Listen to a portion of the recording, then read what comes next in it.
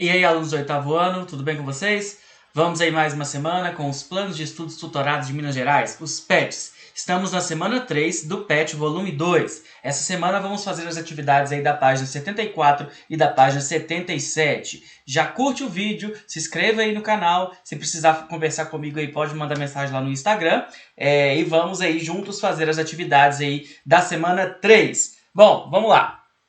As atividades da semana 3 elas estão relacionadas aí às revoltas que aconteceram no Brasil, enquanto o Brasil ainda era uma colônia. Na número 1 está dizendo o seguinte: o domínio da metrópole portuguesa sobre sua colônia na América submeteu os colonos a condições impostas, que na maioria das vezes oportunizaram apenas os interesses de Portugal.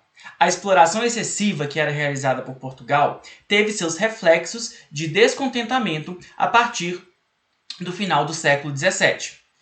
Neste, ocorreu apenas um movimento de revolta, mas foi ao longo do século XVIII que os casos se multiplicaram. Entre os principais movimentos nativistas, podemos destacar revoltas dos Beckman, a Guerra dos Mascates, a Guerra dos Emboabas e a Revolta de Filipe dos Santos. Sobre essas revoltas, pesquise em diferentes fontes e preencha o quadro abaixo com as informações solicitadas. Então, tem algumas revoltas, do Brasil colonial e está pedindo algumas informações. Quais essas informações? Primeiro, o nome da revolta, o ano em que ela aconteceu, a província, os seus principais líderes, o grupo social revoltado, as causas e também os resultados. Então, vamos falar aí as características, vamos falar todas essas informações de cada uma das revoltas aí de baixo, ok? Bom, vamos lá. A primeira é a revolta de Beckman. Quando que ela aconteceu? Em 1684. Em qual província? Na província do Maranhão.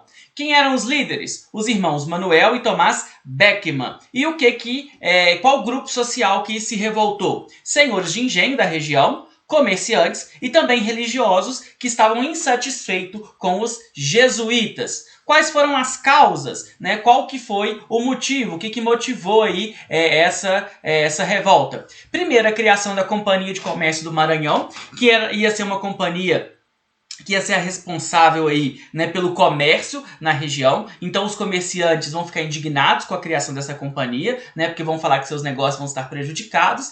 Além disso, nessa região era proibida a escravização dos indígenas, já era no Brasil inteiro, mas nessa região os padres jesuítas, eles impediam essa escravização dos índios. E os escravos africanos estavam muito caros, Então vai acontecer uma revolta aí por esses motivos, por causa da criação da Companhia de Comércio do Maranhão e também por causa da presença dos jesuítas. Quais vão ser os resultados? Vamos lá. Os dois irmãos, assim como um comerciante local, foram condenados à forca e outros integrantes do movimento foram presos. A companhia, no entanto, manteve suas atividades, sem grandes mudanças, a despeito da clara insatisfação local. Então, os líderes aí vão ser condenados à forca, Era muito comum essa condenação à morte, para quê? Para servir de exemplo, Então você mata um dos líderes para que as outras pessoas não se inspirem nessa revolta, ok?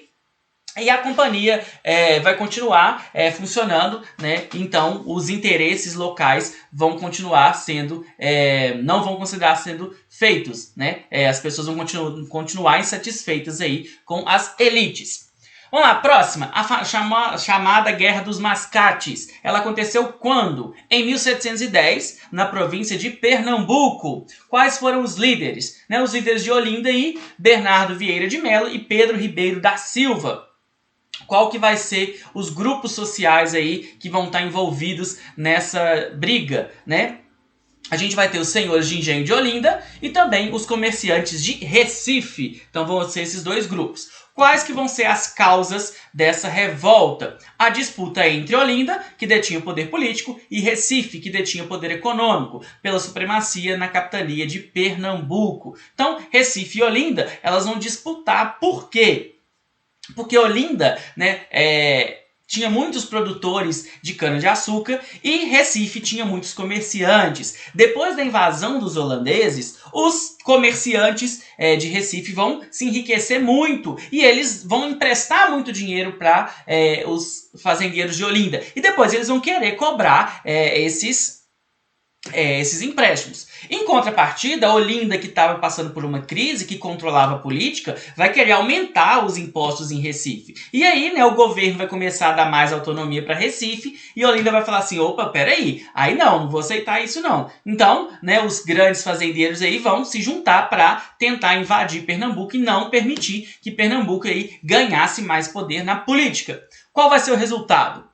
Recife tornou-se a sede administrativa do município. Além disso, manteve as propriedades dos olindenses e perdoou as dívidas, sob a condição de que eles não fizessem novos ataques. Então, Recife vai continuar crescendo a sua autonomia, né? E os fazendeiros de Olinda vão acabar perdendo espaço, ok? Bom, próxima. Guerra dos Emboabas, ela vai acontecer entre os anos de 1707 e 1709, na província de Minas Gerais. Quem vão ser os seus líderes? O bandeirante Borba Gato. Qual o grupo social que vai se revoltar? Vão ser os bandeirantes de São Paulo e os chamados Emboabas. Quem que eram os Emboabas? Os paulistas, né, chamavam todos aqueles que eram de fora de Emboabas. E o que vai acontecer? Quais foram as causas aí? Quem descobriu o ouro em Minas Gerais foram os paulistas. E como eles tinham descoberto o ouro em Minas Gerais, eles acreditavam que era deles o direito de começar a explorar essas terras. Só que começou a vir gente de vários lugares. E eles vão querer que o governo, né, pare com isso. Né, que o governo impeça essas pessoas de virem para cá. Então eles vão brigar com esses emboabas, né, com essas pessoas que vinham de fora. Né? Então a causa aí, a disputa pelo direito de exploração das jazidas de ouro que tinham acabado de ser descobertas naquela região. E qual que vai ser o resultado? Né? Sem os privilégios desejados e sem forças para guerrear, os paulistas retiraram-se da região e o governo teve que regulamentar a distribuição de lavras entre emboabas e paulistas. Então os paulistas perderam, né? Eles não ganharam o direito de serem os únicos a explorar essas jazidas, né? A gente vai ver aí que o governo vai acabar tendo que fazer uma distribuição, uma regulamentação de como seriam distribuídas essas lavras. As lavras é o lugar lá onde você tira o ouro, ok? Pessoal, a próxima aí, ó, é a revolta de Filipe dos Santos. Ela aconteceu em 1720, também em Minas Gerais. O líder foi o Filipe dos Santos. E quem era o grupo social revoltado? Os donos das minas. Né? O que aconteceu? Quais foram as causas? O que levou eles a fazer essa revolta aí? Olha só, o governo ele estava insatisfeito com o tanto de ouro, né, que estava sendo traficado, né? Então a venda de ouro ilegal estava acontecendo muito, o contrabando de ouro estava acontecendo muito em Minas Gerais. Então ele decidiu criar as casas de fundição. Né? O que era uma casa de fundição? Era um local, né, que o governo mandou fazer e esse local ele fundia o ouro, ele derretia o ouro e transformava o ouro em uma barra. Só que para que o governo fazia isso? Porque quando o governo transformava esse ouro em barra, ele já cobrava os impostos, né? Então não tinha como você fugir de pagar o imposto. E o governo proibiu de se andar com ouro em pó, né? Porque o pó é muito mais fácil de você esconder, de você traficar. Só podia andar com ouro se fosse nessas barras. Então olha só, os donos das minas estavam sendo prejudicados com as novas medidas da coroa para dificultar o contrabando de ouro em pó. A instalação de casas de fundição, onde todo o ouro deveria ser fundido e transformado em barras, com o selo do reino. Nessa mesma ocasião era recolhido o imposto de cada 5 barras, uma ficava para a coroa portuguesa. Então esses grandes proprietários de minas, eles não vão querer que isso acontecesse, né? Então por isso que eles vão se revoltar. Resultado, a coroa procurou limitar as vias de acesso a minas e o escoamento da produção, visando inibir o contrabando e a evasão fiscal. Para facilitar essa tarefa, foi criada a Capitania de Minas Gerais, separada da Capitania de São Paulo. Ou seja, o governo não vai acabar com essa cobrança, não vai acabar com isso. Muito pelo contrário, ele vai aumentar o cerco sobre sobre a província de Minas Gerais, né? A capitania de Minas Gerais. Porque ele vai pensar o seguinte, se vocês não estão querendo, é porque alguma coisa errada vocês estão fazendo aí. Beleza? Então essas aí são as revoltas. Agora vamos ao número 2. Olha só. O Iluminismo foi um movimento intelectual e filosófico que surgiu na Europa durante, principalmente, o século XVIII. Seus idealizadores diriam que iriam trazer luz para uma sociedade que não conseguia ver com os olhos da razão e ainda estava enraizada nos princípios que norteavam a Idade Média. O Iluminismo influenciou muitos movimentos em busca da liberdade em toda a Europa e também não se limitou a ela. Já vimos que o Iluminismo esteve presente nas ideias que nortearam a independência dos Estados Unidos. Aqui no Brasil, a teoria das luzes do século XVIII influenciou os movimentos separatistas. Comente de que maneira as ideias iluministas estavam presentes nos movimentos da Conjuração Mineira e da Conjuração Baiana. O que são movimentos separatistas? Separar, são movimentos que queriam a separação entre Brasil e Portugal, Então, os movimentos que a gente viu até agora, eles não queriam a separação, Eles queriam acabar com as casas de fundição, ou eles queriam acabar com a companhia de comércio, ou eles queriam...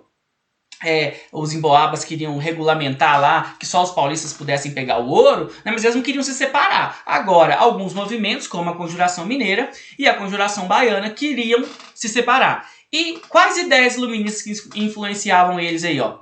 O iluminismo, que pregava a liberdade política e econômica, assim como a liberdade de expressão e religiosa, e o livre comércio defendido pela burguesia. Então essas vão ser as ideias que vão aí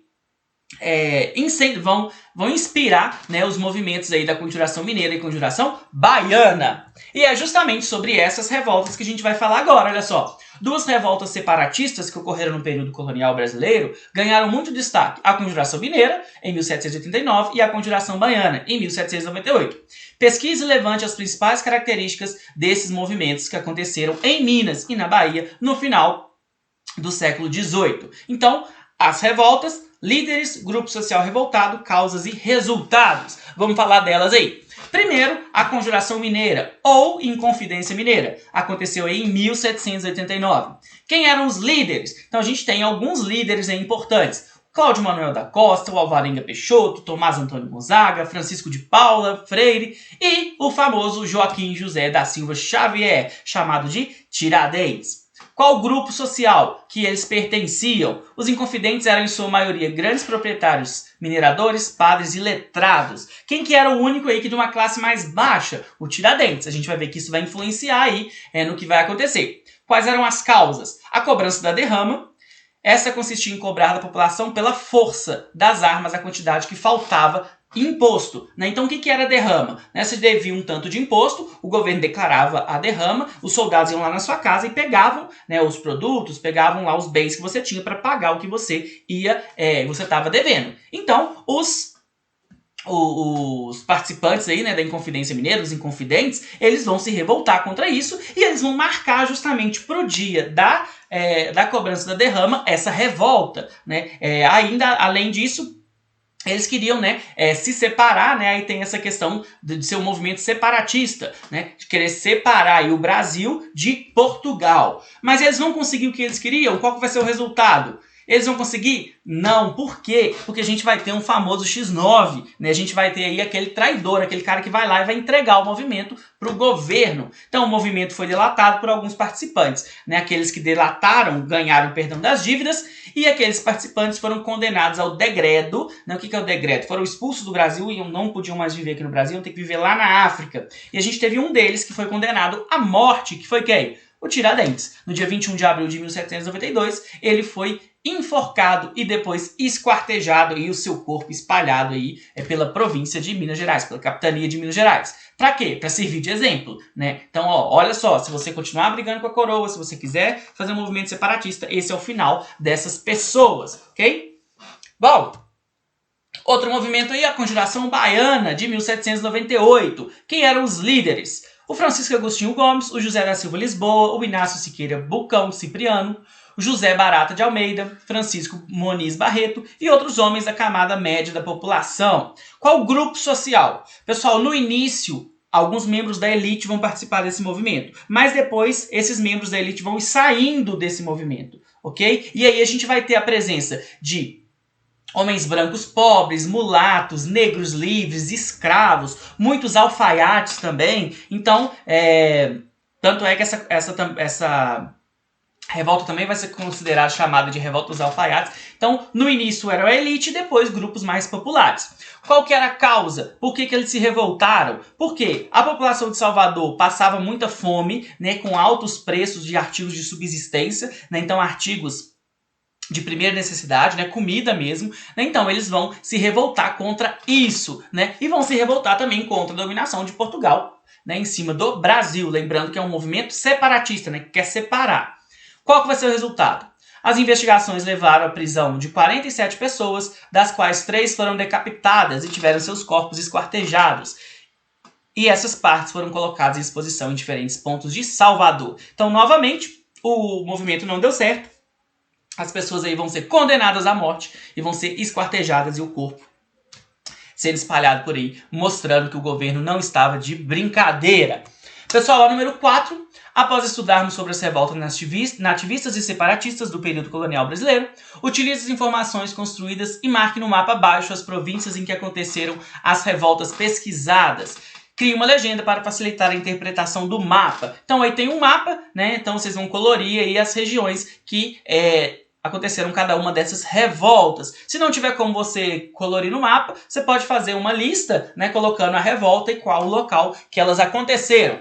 Então vamos aí a algumas perguntas. Quais classes sociais estavam envolvidas nas revoltas? Então, vocês vão colocar aí quais os grupos, né? Então, é só vocês olharem lá os grupos das revoltas e colocarem aí, né? Tem revoltas que tinha elite, tem revoltas que tinha camadas mais pobres, né? Então, isso vai variar muito.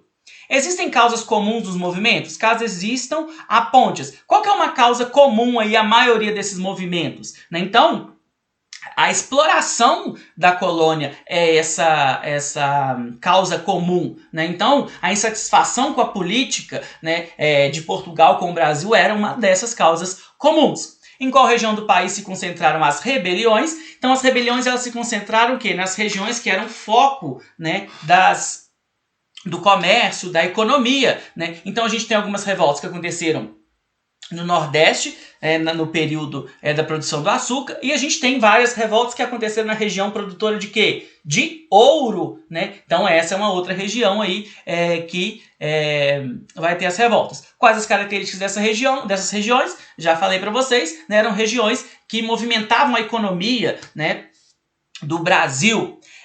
Quais províncias não registraram revoltas? Então, pessoal, essa pergunta ela é um pouco complicada, né? Andei conversando com outros professores, né?